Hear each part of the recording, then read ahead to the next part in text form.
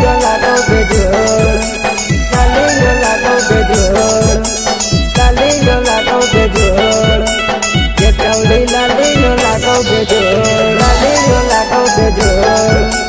MK studio Bhagalpur.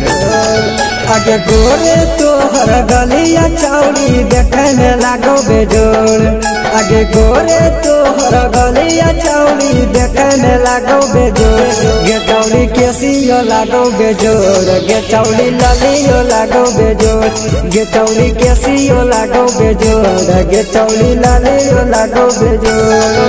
आगे कौन cream लगाबो ये चौड़ी हमरो के तानी बोल, आगे कौन क्रीम लगाबो ये चौड़ी हमरो के तानी बोल, गे चौड़ी केसियो लागो बेजोड़, गे चौड़ी लालियो लागो बेजोड़, गे चौड़ी केसियो लागो बेजोड़, गे चौड़ी लालियो लागो बेजोड़, लालियो लागो बेजोड़, लालियो लागो बेजोड़, लालियो लागो बेजोड़, गे चौड़ी लालियो लागो बेजोड़, लालियो लागो बेजोड़, लालियो लागो बेजोड़। आगे निकलो ही जब तोहे घर से बाहर गे, चौड़ा सब मरो हो तोरे पजान गे, तोरे पजान गे, तोरे पजान गे। आगे निकलो ही जब तोहे घर से बाहर गे, चौड़ा सब मरो हो तोरे पजान गे, तोरे पजान गे। आगे चौड़ा के छोड़े बूढ़ो के छौड़ी तोरे पे मारो हो,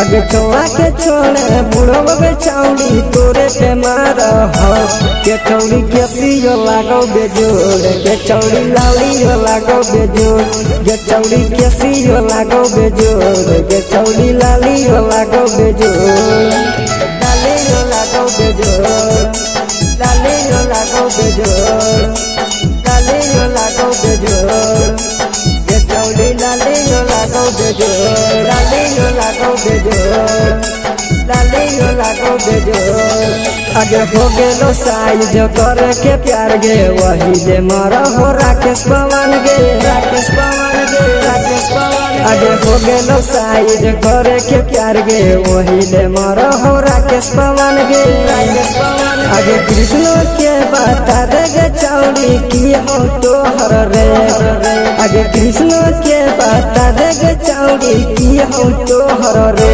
गे चौड़ी केसियो लागो बेजोड़, गे चौड़ी लालियो लागो बेजोड़, गे चौड़ी केसियो लागो बेजोड़, गे चौड़ी लालियो लागो बेजोड़।